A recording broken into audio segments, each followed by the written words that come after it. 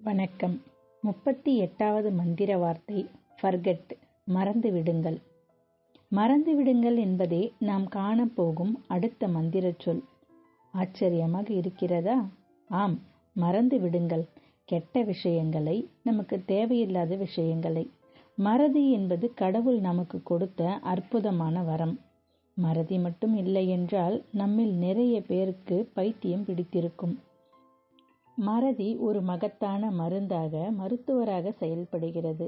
நம்முடைய காயங்களை, தோல்விகளை, பிரியமானவர்களின் பிரிவினை, கசப்பான அனைத்து விஷயங்களையும் நாம் மறந்து விடுவதால் மட்டுமே இன்றைய தினத்தில் நாம் மகிழ்ச்சியாக வாழ முடிகிறது.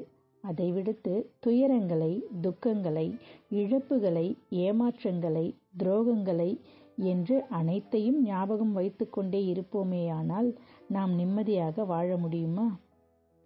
அதனால் மறதியை நேசியுங்கள், மறதியை போற்றுங்கள். நமக்கு தேவையில்லாத, நம்மை கஷ்டப்படுத்தக்கூடிய அனைத்து விஷயங்களையும் சந்தோஷமாக மறந்து விடுங்கள்.